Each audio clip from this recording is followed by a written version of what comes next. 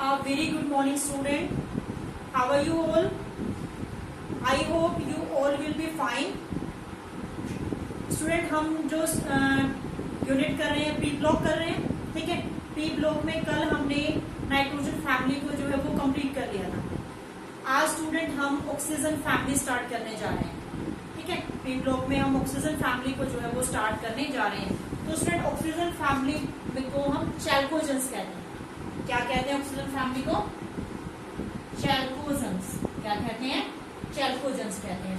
तो स्टूडेंट अब देखिए कौन कौन से एलिमेंट्स जो है वो ऑक्सीजन फैमिली के अंडर आते हैं। तो हमारे पास आता है oxygen, sulphur, selenium, tellurium, polonium. कौन कौन से एलिमेंट्स आते हैं student? Oxygen, sulphur, selenium, tellurium and polonium, ठीक है स्टूडेंट।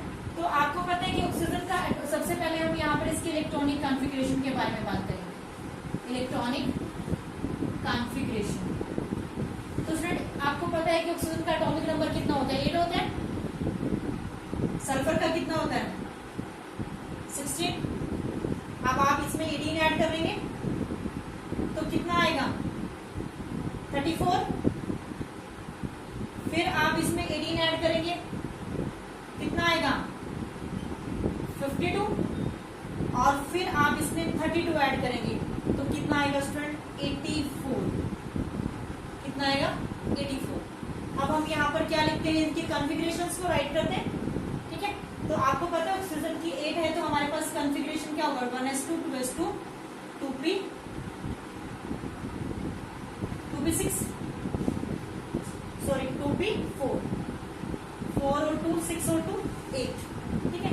अगर सेकेंड हम सल्फर की बात करते हैं तो 1s2, 2s2, 2p6, 3s2, 3p4। आप काउंट कर लेंगे टोटल नंबर ऑफ इलेक्ट्रॉन जो है वो कितने होंगे? 16 होंगे।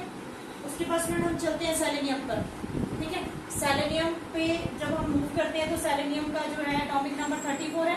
1s2, 2s2, 2p6, 3s2, 3p6। उसके बाद हमारे पास क्या आता है? 4s2 और 3d10। उसके बाद कितना क्या आएगा? 4p4। आप इसको काउंट कर लेंगे तो ये कितना हो जाएगा स्टूडेंट? 34 जो है नंबर ऑफ इलेक्ट्रॉन होंगे, ठीक स्टूडेंट। नेक्स्ट हमारे पास क्या है? टेलुरियम है, 52 है। तो यहाँ पर आप कॉन्फ़िगरेशन लिखेंगे 1s2, 2s2, 2p6, 3s2, 3p6, 4s2, 3d10, 4p6, ठीक है। 4p6 के बाद कौन आएगा? 5s2, 5s2, 5s2 के बाद कौन आएगा? 4d10, ठीक है। 5s2 के बाद 4d10 और 4d10 के बाद हमारे पास आएगा 5p4। आप इसको काउंट कर लेंगे। काउंट करके जो है हमारे पास जो जितने भी आएंगे 50 जो है 2 ही यहाँ पर नंबर ऑफ इलेक्ट्रॉन होंगे। नेक्स्ट वन हमारे पास आता है 1s2 polonium, 1s2, 2s2, 2p6, 3s2, 3p6, 4s2, 3d10, 4p6, 5s2, 4d10, 4f14। उसके बाद हमारे पास आएगा 5p6, ठीक है। 5p6, 5p6 के बाद आपके पास आएगा 6s2 और 6s2 के बाद आएगा 6p4, ठीक है। तो अब इसको काउंट कर लेंगे। इसको काउंट करेंगे तो आपके पास जो नंबर ऑफ इलेक्ट्रॉन होंगे वो कितने होंगे? 84 होंगे स्टूडेंट। इसको नोट डाउन कर लें। उसके बाद नेक्स्ट जो है स्टार्ट करते हैं टॉपिक। इसको नोट डाउन कर ले student. 1s2, 2s2, 2p6, 3s2, 3p6, 4s2, 3d10, 4p6, 5s2, 4d10, 4f14, 5p6, 5d10, 6s2 और 6p4, ठीक है। तो ये स्टूडेंट हमारे पास इलेक्ट्रॉनिक कॉन्फ़िगरेशन का टॉपिक कंप्लीट होता है। अब हम नेक्स्ट जो है स्टार्ट करते हैं इसकी एटॉमिक प्रॉपर्टीज। एटॉमिक प्रॉपर्टीज क्या है हमारे पास? Atomic properties. एटॉमिक प्रॉपर्टीज में स्टूडेंट सबसे पहले हमारे पास आता है एटॉमिक रेडियाई। क्या आता है हमारे पास? Atomic radii. तो स्टूडेंट और एटॉमिक और आयनिक रेडियाई, ठीक है, दोनों को डिस्कस कर लेते हैं, atomic radii and ionic radii. तो स्टूडेंट ध्यान से समझेंगे, एटॉमिक रेडियाई और आयनिक जब हम रेडियाई के बारे में बात करते हैं, आपको पता है टॉप टू बॉटम जो है वो साइज इंक्रीज होता है। अगर हम ऑक्सीजन, सल्फर, सेलेनियम, टेलुरियम और पोलोनियम, ठीक है, ये एलिमेंट्स है हमारे पास 16 ग्रुप में, ठीक है।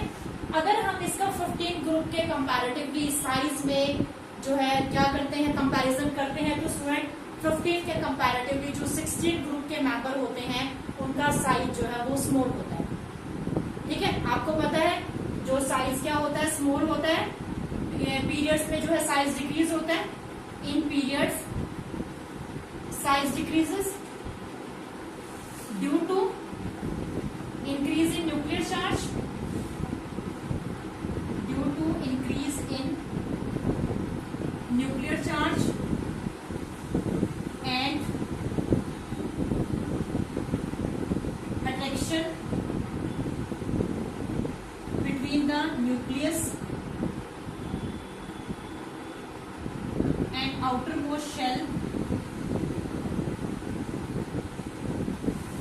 increases।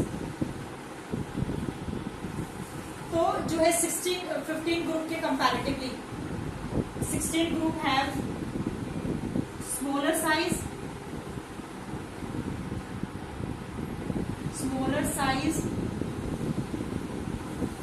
As compare to 15 group, ठीक है स्टूडेंट। ये हमने किसके बारे में बात की, पीरियड्स के बारे में। अगर हम ग्रुप के बारे में बात करते हैं तो स्टूडेंट ग्रुप के बारे में क्या होता है कि जो एटॉमिक रेडियाई है, आपको पता है टॉप टू बॉटम इंक्रीज होता है। टॉप टू बॉटम इंक्रीज होता है तो इसका मतलब क्या होता है, नंबर ऑफ शेल्स इंक्रीज हुई हैं, और नंबर ऑफ शेल्स इंक्रीज हुई है तो न्यूक्लियर चार्ज क्या हुआ है, डिक्रीज हुआ है। तो down the group size increases due to addition of new shell and decrease in nuclear charge,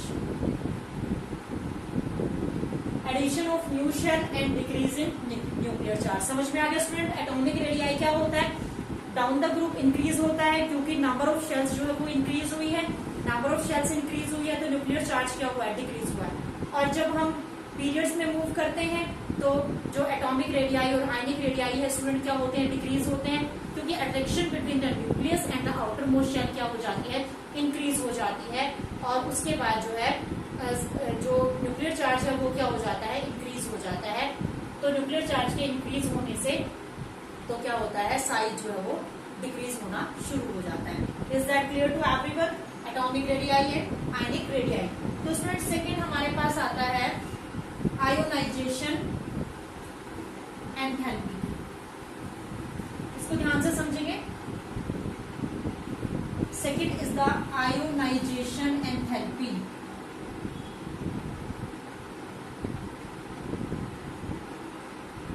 student ionisation enthalpy आपको अच्छे से पता है, the minimum amount of energy required to use the electron to form a gases neutral atom, उसे हम क्या कहते हैं, आयोनाइजेशन एंथैल्पी कहते हैं। तो स्टूडेंट आप एक चीज आप ध्यान देखेंगे कि नाइट्रोजन जो फैमिली है, नाइट्रोजन फैमिली भी हमारे पास कॉन्फ़िगरेशन थी NH1s2 2s2 2p3, ठीक है। और ऑक्सीजन है हमारे पास कॉन्फ़िगरेशन 1s2 2s2 2p4, ठीक है। तो स्टूडेंट देखो, आपको पता है कि अगर कोई हाफ फिल्ड है या फुल फिल्ड है तो वो क्या होता है, स्टेबल होता है। क्या होता है, स्टेबल होता है। तो यानी कि इनकी आयोनाइजेशन एंथैल्पी, नाइट्रोजन फैमिली की आयोनाइजेशन एंथैल्पी जो है वो ज्यादा है as compare to oxygen family. समझ रहे हैं कि फर्स्ट आयोनाइजेशन एंथैल्पी क्या है, नाइट्रोजन फैमिली की ज्यादा है as compare to oxygen family. कैसे देखो, नाइट्रोजन की कॉन्फ़िगरेशन क्या लिखी, 1s2 2s2 2p3। अब देखो स्टूडेंट, यहाँ पर जब ये इलेक्ट्रॉन को लूज करेंगे, नाइट्रोजन जब एक इलेक्ट्रॉन को लूज करेगा, तो एक इलेक्ट्रॉन को जब ये लूज कर रहा है तो जो है मैक्सिमम अमाउंट ऑफ एनर्जी की क्या होगी, रिक्वायरमेंट होगी, क्योंकि ये स्टेबल है। जब भी आप किसी स्टेबल जो है को ब्रेक डाउन करेंगे तो वहां पर ज्यादा एनर्जी की रिक्वायरमेंट होगी, यानी कि जब ये लूज करेगा तो यहाँ पर क्या होगा, 1s2 2s2 2p2, यानी कि ग्रेटर अमाउंट ऑफ एनर्जी, यानी कि ज्यादा अमाउंट ऑफ एनर्जी जो है यहाँ पर चाहिए लूज करने के लिए, क्योंकि हम स्टेबिलिटी को ब्रेक डाउन कर रहे हैं। उसके बाद अगर आप इसको सेकेंड आयनाइजेशन एंथैल्पी की बात करते हैं तो सेकेंड आयनाइजेशन एंथैल्पी जो है ऑक्सीजन के कंपैरेटिवली क्या होगी, कम होगी, क्योंकि अब तो इसकी स्टेबिलिटी टूट चुकी है, तो अब ये आसानी से जो है एक इलेक्ट्रॉन को लूज कर सकता है, यानी कि 1s2 2s2 2p1। तो स्टूडेंट ये तो था नाइट्रोजन के बारे में। अब ऑक्सीजन का देखो, ऑक्सीजन का कॉन्फ़िगरेशन कितना है, 1s2 2s2 2p4 है। अब देखो ये स्टेबल नहीं है तो एनर्जी क्या होगी, कम होगी, तो ये इलेक्ट्रॉन को लूज करेगा पॉजिटिव 1s2 2s2 2p3। अब ये क्या कर रहा है, अब ये स्टेबल हो चुका है, अब पी में कितने इलेक्ट्रॉन हो चुके हैं, स्टेबल हो चुके हैं। अब स्टेबिलिटी को ब्रेक करने के लिए जो सेकेंड आयनाइजेशन एंथैल्पी लगेगी वो ज्यादा अमाउंट ऑफ एनर्जी लगेगी नाइट्रोजन के कंपैरेटिवली। तो यहाँ पर जो है ये क्या बनाएगा, O2 पॉजिटिव, क्योंकि हम स्टेबल को ब्रेक डाउन कर रहे हैं ना, स्टेबिलिटी को ब्रेक डाउन कर रहे हैं। जब हम स्टेबिलिटी को ब्रेक डाउन कर रहे हैं तो वहां पर ज्यादा अमाउंट ऑफ एनर्जी जो है वो लगती है। तो स्टूडेंट देखो सिंपल सी बात है, ये स्टेबल है, स्टेबिलिटी ब्रेक करेंगे, एक इलेक्ट्रॉन को यहाँ से लूज करेंगे तो ज्यादा चाहिए, क्योंकि कभी भी किसी स्टेबल जो है कॉन्फ़िगरेशन को ब्रेक डाउन करने के लिए हमेशा ज्यादा एनर्जी की रिक्वायरमेंट होती है, तो एनर्जी लगी ज्यादा। ये स्टेबल नहीं है तो यहाँ पर इलेक्ट्रॉन को लूज करना था आसान, तो आसानी से इलेक्ट्रॉन क्या हो गया, लूज हो गया। एक इलेक्ट्रॉन लूज करने के बाद ये स्टेबल हो गया।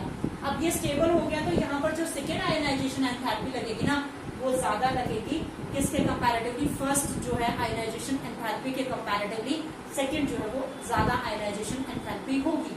समझ में आया।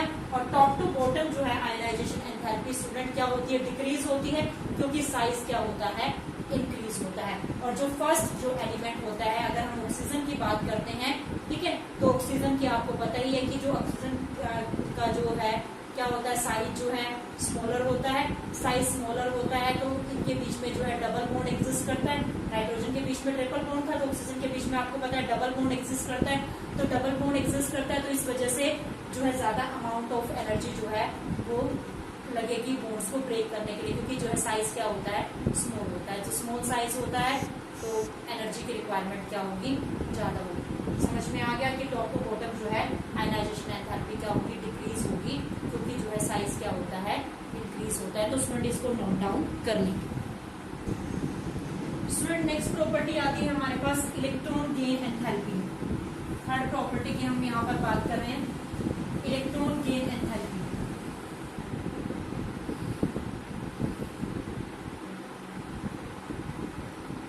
स्टूडेंट आपको पता है कि इनके ऑक्सीजन के ऊपर 2 नेगेटिव चार्ज होता है, तो यानी कि नाइट्रोजन फैमिली के कंपैरेटिवली, नाइट्रोजन फैमिली की कंपैरेटिवली जो है इसकी जो ऑक्सीजन फैमिली है इनकी जो है ज्यादा नेगेटिव जो है इलेक्ट्रॉन गेन एंथैल्पीज होती हैं।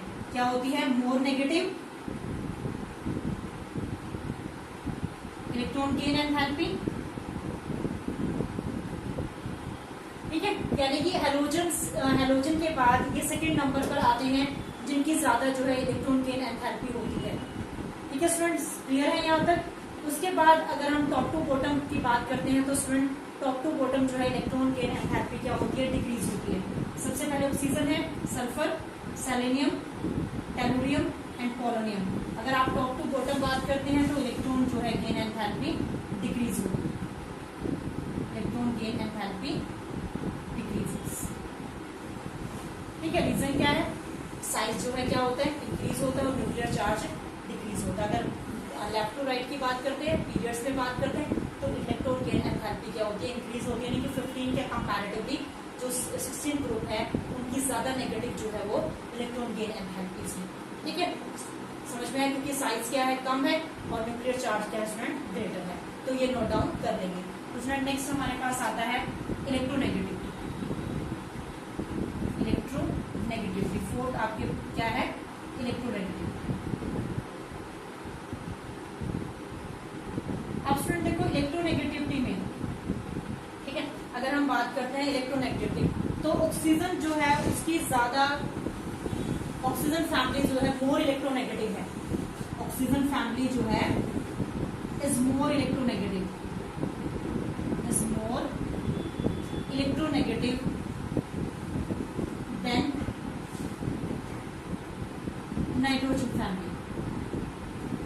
ठीक है, ऑक्सीजन फैमिली जो है वो ज्यादा इलेक्ट्रोनेगेटिव है किसके कंपैरेटिवली, नाइट्रोजन फैमिली के कंपैरेटिवली जो है वो ज्यादा इलेक्ट्रोनेगेटिव है। ठीक है, आपको पता है कि इलेक्ट्रोनेगेटिविटी जो है जब हम लेफ्ट टू राइट मूव करते हैं तो स्टूडेंट क्या होती है, इंक्रीज होती है। इलेक्ट्रोनेगेटिविटी क्या होती है, लेफ्ट टू राइट जब हम बात करते हैं तो क्या होती है, इंक्रीज होती है। ठीक है, यानी कि पीरियड्स में इलेक्ट्रोनेगेटिविटी होती है। आपको पता ही है कि फ्लोरीन जो है वो सबसे ज्यादा इलेक्ट्रोनेगेटिव एलिमेंट है पीरियोडिक टेबल का। पता है ना कि fluorine is the most electronegative element of the periodic table. तो स्टूडेंट ये हमारे पास था इलेक्ट्रोनेगेटिविटी। अब क्वेश्चन अराइज होता है कि इलेक्ट्रोनेगेटिविटी जो है ऑक्सीजन फैमिली, ऑक्सीजन की जो है वो ग्रेटर क्यों होती है एज कम्पेयर टू नाइट्रोजन। तो स्टूडेंट इसके हमारे पास दो रीजन है। एक तो इसका साइज स्मॉल होता है, क्या होता है, ड्यू टू स्मॉल साइज, क्या होता है, स्मॉल साइज होता है। और सेकेंड स्टूडेंट जो है इसको 2 इलेक्ट्रॉन की रिक्वायरमेंट है, नाइट्रोजन को 3 इलेक्ट्रॉन की रिक्वायरमेंट है और ऑक्सीजन को क्या है, 2 इलेक्ट्रॉन्स की रिक्वायरमेंट है। Requirement of 2 electron, requirement of 2 electron to acquire stability. ठीक है, यानी कि स्टेबिलिटी को एक्वायर करने के लिए इसको कितने इलेक्ट्रॉन की रिक्वायरमेंट है, 2 इलेक्ट्रॉन की जो है वो रिक्वायरमेंट है। तो इसलिए जो है ऑक्सीजन फैमिली जो है वो ज्यादा इलेक्ट्रोनेगेटिव है as compare to nitrogen family. और स्टूडेंट जैसे कि हम बात करते हैं, जैसे ऑक्सीजन है, सल्फर, सेलेनियम, टेलुरियम और पोलोनियम। अगर हम ग्रुप्स के बारे में बात करते हैं तो स्टूडेंट आप एक चीज का ध्यान रखेंगे कि जो इलेक्ट्रोनेगेटिविटी होती है सल्फर की वो कम होती है। इलेक्ट्रोनेगेटिविटी जो है सल्फर की क्या होती है, लोअर होती है एज कंपेयर टू ऑक्सीजन। क्या होती है, एज कंपेयर टू ऑक्सीजन जो है इसकी इलेक्ट्रोनेगेटिविटी क्या होती है, कम होती है। तो उसके बाद अगर इलेक्ट्रोनेगेटिविटी स्टूडेंट स्लोली जो है वो डिक्रीज करती है। ठीक है, एकदम से डिक्रीज नहीं करती। सेलेनियम 2 जो है क्या करती है, यहाँ पर एकदम से जो है बहुत ज्यादा कम हो जाती है, उसके बाद ये क्या करती है, स्लोली डिक्रीज करती है। ग्रुप में हमें पता है कि इलेक्ट्रोनेगेटिविटी जो है वो डिक्रीज होती है, लेकिन इलेक्ट्रोनेगेटिविटी जो डिक्रीज होती है तो स्टूडेंट वो क्या होती है, स्लोली जो है वो डिक्रीज होती है। ठीक है, समझ में आया, स्लोली डिक्रीज होती है लेकिन क्या होता है, स्लोली डिक्रीज होती है लेकिन रेगुलरली डिक्रीज होती है, रेगुलरली डिक्रीज होती है। और वो रीजन क्या है, क्योंकि साइज जो है वो क्या होता है, रेगुलरली जो है वो इंक्रीज होता है। साइज रेगुलरली इंक्रीज होता है और न्यूक्लियर चार्ज जो है वो रेगुलरली डिक्रीज होता है। तो यहाँ तक स्टूडेंट क्लियर हुआ, इलेक्ट्रोनेगेटिविटी अच्छे से समझ में आया कि इलेक्ट्रोनेगेटिविटी जो है कैसे ऑक्सीजन फैमिली की जो है ज्यादा होती है as compare to nitrogen family. तो स्टूडेंट नेक्स्ट जो है हम मूव करते हैं फिजिकल प्रॉपर्टीज पर। ये तो भी हमारे पास एटॉमिक प्रॉपर्टीज और नेक्स्ट हमारे पास है फिजिकल प्रॉपर्टीज। फिजिकल प्रॉपर्टीज, ठीक है स्टूडेंट, फिजिकल प्रॉपर्टीज में सबसे पहले हम बात करेंगे नॉन मेटालिक कैरेक्टर की। किसके बारे में बात करेंगे, नॉन मेटालिक कैरेक्टर। स्टूडेंट मैंने आपको एक चीज बताई थी कि जब भी आप, जैसे हमारे पास सबसे पहले ऑक्सीजन है, फिर सल्फर है, फिर सेलेनियम है, फिर टेलुरियम है और फिर पोलोनियम है। ठीक है, मैंने आपको बताया था कि लास्ट जो होता है वो क्या होता है, मेटालिक इन नेचर होता है। लास्ट क्या होता है, मेटालिक इन नेचर होता है, यानी कि मेटालिक कैरेक्टर जो है वो टॉप टू बॉटम क्या करता है, इंक्रीज करता है। क्या करता है स्टूडेंट, टॉप टू बॉटम जो है इंक्रीज करता है। तो स्टूडेंट ये देखिए, ये जो आपके पास ऑक्सीजन और सल्फर होते हैं ये तो होते हैं नॉन मेटल। क्या होते हैं, नॉन मेटल। ठीक है, जो सेलेनियम और टेलुरियम होते हैं ये होते हैं स्टूडेंट मेटलोइड, यानी कि किसकी प्रॉपर्टीज को पोजेस करते हैं, ये मेटल और नॉन मेटल दोनों की प्रॉपर्टीज को पोजेस करते हैं। और ये स्टूडेंट पोलोनियम क्या होता है, मेटल होता है। तो आप ये चीज तो अपने माइंड में फिट कर ले कि जो लास्ट वाला जो एलिमेंट होता है स्टूडेंट वो मेटालिक इन नेचर होता है, यानी कि मेटल होता है। समझ में आया, तो यानी कि अब यहाँ से क्या पता चल रहा है, metallic character down the group increases, metallic down the group increases,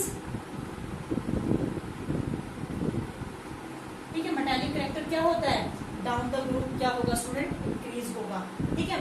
metallic character down the group increase हो गया। और नॉन मेटालिक कैरेक्टर क्या हुआ, डिक्रीज। नॉन मेटालिक कैरेक्टर क्या हुआ, डिक्रीज हो गया। Non metallic character decrease. और आपको पता है स्टूडेंट मेटालिक कैरेक्टर और नॉन मेटालिक कैरेक्टर किसके ऊपर डिपेंड करते हैं, आयोनाइजेशन एंथैल्पी। किसके ऊपर डिपेंड करते हैं, आयोनाइजेशन एंथैल्पी, क्योंकि टॉप टू बॉटम जो है आयोनाइजेशन एंथैल्पी कम होगी, क्योंकि साइज क्या होगा, ग्रेटर होगा।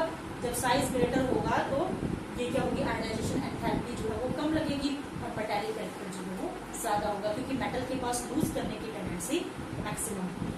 तो यहाँ तक क्लियर होगा स्टूडेंट नॉन मेटालिक कैरेक्टर। उसके बाद हम सेकंड प्रॉपर्टी पे मूव करते हैं। आप इतना यहाँ तक नोट डाउन कर लेंगे।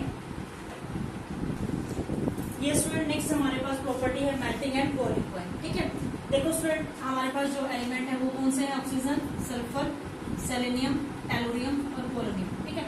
आपको पता है जब हम टॉप टू बॉटम मूव करते हैं तो मेल्टिंग और बॉइलिंग पॉइंट इंक्रीज होता है, ठीक है। Melting point and boiling point increases down the group. Boiling point increases down the group, ठीक है। लेकिन स्टूडेंट जो हमारे पास है पोलोनियम का जो मेल्टिंग पॉइंट होता है वो कम होता है एज कंपेयर टू टेलुरियम, ठीक है। क्या होता है, as compare to lower melting and boiling point, melting point and boiling point क्यों होता है। अब यहाँ पर एक्सेप्शनल जो है वो क्रिएट हुआ है, क्यों होता है स्टूडेंट, क्योंकि आपको पता है कि लास्ट में पोलोनियम के पास डी और एफ ऑर्बिटल दोनों एंटर कर जाती हैं। तो रीजन क्या है, due to inert pair effect. यहाँ पर क्या क्रिएट होता है, इनर्ट पेयर इफेक्ट जो है वो क्रिएट होता है। तो इसलिए जो है पोलोनियम का मेल्टिंग और बॉइलिंग पॉइंट क्या होता है, लोअर होता है एज कंपेयर टू किसके कंपैरेटिवली, टेलुरियम के कंपैरेटिवली, क्योंकि डेंसिटी इंक्रीजेस हो रही है, डेंसिटी इंक्रीज हुई है, मास भी इंक्रीज हुआ है। जब डेंसिटी इंक्रीज हुई है तो मास भी जो है वो क्या हुआ, इंक्रीज हुआ है। लेकिन लास्ट में ज्यादा होना चाहिए था इसका, लेकिन ज्यादा नहीं है, कम है टेलुरियम के कंपैरेटिवली। तो स्टूडेंट यहाँ पर क्या क्रिएट हुआ है, इनर्ट पेयर इफेक्ट क्रिएट हुआ है, क्योंकि यहाँ पर मैक्सिमम इंटरविनिंग हो चुकी है डी एंड एफ ऑर्बिटल की, maximum intervening of D and F orbital, ठीक है। डी और एफ ऑर्बिटल की क्या हो चुकी है, इंटरविनिंग हो चुकी है, जिसकी वजह से स्टूडेंट क्या हुआ है, इनर्ट पेयर इफेक्ट जो है वहां यहाँ पर क्रिएट हुआ है। तो इसलिए जो है मेल्टिंग और बॉइलिंग पॉइंट जो है, जब हम डाउन द ग्रुप की बात करते हैं तो डाउन द ग्रुप जो मेल्टिंग और बॉइलिंग पॉइंट है वो इंक्रीज होता है, लेकिन पोलोनियम का कम होता है। तो ये आप ध्यान रखेंगे, क्योंकि हमेशा एक्सेप्शन जो होती है उन्हीं के ऊपर ही क्वेश्चन अराइज होते हैं। तो स्टूडेंट ये हमारे पास टॉपिक था मेल्टिंग एंड बॉइलिंग पॉइंट का। अब नेक्स्ट स्टूडेंट हम बात करते हैं एलिमेंटल स्टेट। नेक्स्ट टॉपिक हमारे पास क्या है, एलिमेंटल स्टेट, ठीक है। नेक्स्ट टॉपिक क्या है, एलिमेंटल स्टेट, यानी कि थर्ड फिजिकल प्रॉपर्टी है ये एलिमेंटल स्टेट।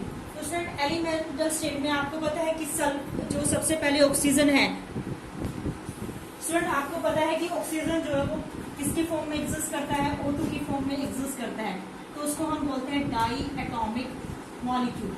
क्या कहते हैं हम इसको, डाई एटॉमिक मॉलिक्यूल कहते हैं, क्योंकि ऑक्सीजन जो है किसकी फॉर्म में एग्जिस्ट करता है, O2 की फॉर्म में एग्जिस्ट करता है। और जितने भी एलिमेंट हैं, सल्फर है, सेलेनियम है, टेलुरियम है, पोलोनियम है, स्टूडेंट ये ऑक्टा एटॉमिक मॉलिक्यूल होते हैं। क्या होते हैं, ऑक्टा एटॉमिक मॉलिक्यूल, ठीक है। मतलब कि 8 की फॉर्म में एग्जिस्ट करते हैं। समझ में आया सबको कि क्या होते हैं, डाई एटॉमिक मॉलिक्यूल होते हैं, बाकी सल्फर, सेलेनियम, टेलुरियम और पोलोनियम क्या होते हैं, ऑक्टा एटॉमिक मॉलिक्यूल्स होते हैं। यहाँ तक क्लियर हो गया स्टूडेंट सबको, ये नोट डाउन कर लेंगे। तो स्टूडेंट इसका रीजन क्या होगा कि अगर आपसे क्वेश्चन अराइज किया जाए कि ऑक्सीजन जो है वो डाई एटॉमिक मॉलिक्यूल है और अदर